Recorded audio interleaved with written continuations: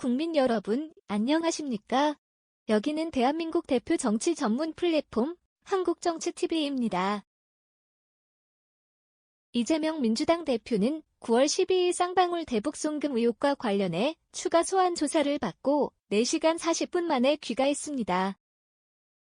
이날 이재명 대표는 오후 6시 11분쯤 2차 조사를 마친 뒤 수원지검 앞에서 역시 증거란 하나도 제시 못했다고 주장했습니다.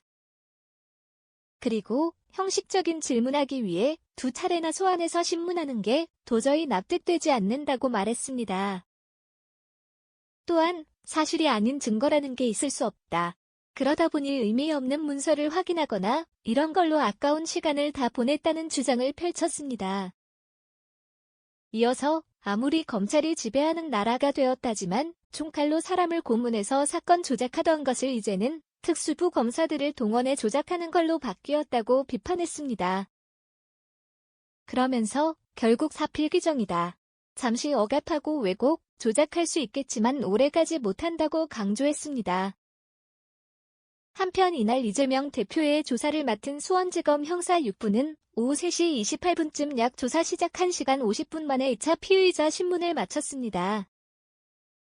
이후 이재명 대표가 2시간 40분가량 조서를 열람했습니다. 검찰 관계자는 단식 13일째인 이 대표의 건강 상태를 고려해서 질문을 대폭 줄여 신속하게 조사를 종료했다고 밝혔습니다. 차 신문에서 검찰은 이재명 대표에게 쌍방울 대북 송금 의혹 중 경기도지사 방북비 300만 달러 대납 의혹을 집중적으로 추궁했습니다. 하지만 이재명 대표는 9월 9일에 제출한 서면 진술서로 답을 가름한다고 말했습니다.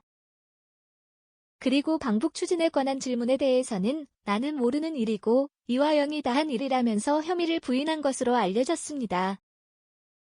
이에 앞서 이재명 대표는 지난 9월 9일 있었던 1차 조사에서 휴식 시간을 포함해 약 8시간가량 조사받던 중 건강상 이유로 조사 중단을 요청했습니다.